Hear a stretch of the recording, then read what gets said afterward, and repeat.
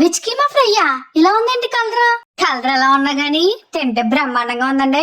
మరి ప్రిపేర్ చేసేద్దాం పదండి. ఇవే మిల్ మేకర్ ముక్కలండి. సోయా గ్రానుల్స్ అని బయట కూడా దొరికేస్తాయి. ఒకవేళ మీ దగ్గర లేకపోతే నానబెట్టిన మిల్ మేకర్ ని మిక్సీ గిన్నెలో వేసేసి ఓ తిప్పారంటే ఇలా వచ్చేస్తాయండి. ఇట్లని వేడి నీళ్ళల్లో వేసుకుని 2 నిమిషాల పాటు మరిగించుకుని నీళ్ళు లేకుండా గట్టిగా పిండేసుకుని ఓ పక్కన పెట్టేసుకోండి. ఇప్పుడు కడాయిలో నూనె వేసుకుని నూనె బాగా వేడెక్కిన తర్వాత గుప్పెడి జీడిపప్పు వేసుకుని 2 నిమిషాలు వేపుకున్న తర్వాత తీసి పక్కన పెట్టేసుకోండి. తర్వాత అదే కడాయిలో బిర్యానీ ఆకు, షాజీరా, వెల్లుల్లి రేకలు, ఆవాలు, ఎండుమిరపకాయలు, గుప్పెడి కరివేపాకు, అలాగే మిక్సీ పట్టుకున్న ఉల్లిపాయ పేస్ట్ వేసేసి 2 నిమిషాలు అటు ఇటు వేపుకున్న తర్వాత ఇందులో గుప్పెడి కొత్తిమీర కాయలు, అలానే చిన్నగా కోసుకున్న పచ్చిమిరపకాయలు, టమాటా, పుదీనా పేస్ట్, అలానే 6 చెంచా వరకు అల్లం వెల్లుల్లి పేస్ట్, చిటికెడు పసుపు వేసి నూనె పైకి తేలే వరకు మగ్గ పెట్టేసుకోండి. ఇలా నూనె పైకి తేలిన తర్వాత ముందుగా ఉడికించుకున్న సోయా చిప్స్ వేసుకుని బాగా కలిపేసుకోండి. ఇలా పూర్తిగా కలిపేసుకున్న తర్వాత ఇందులో రుచికి సరిపడా ఉప్పు, ఓ చెంచా కారం, అలానే 2 చెంచాల వరకు గరం మసాలా, పెట్టుకున్న జీడిపప్పు వేసేసి బాగా కలిపేసుకోవాలి. ఇలా మొత్తం బాగా కలిపేసుకుని దీన్ని వేడి అన్నంలో వేసుకుని తింటే ఉంటుందండి.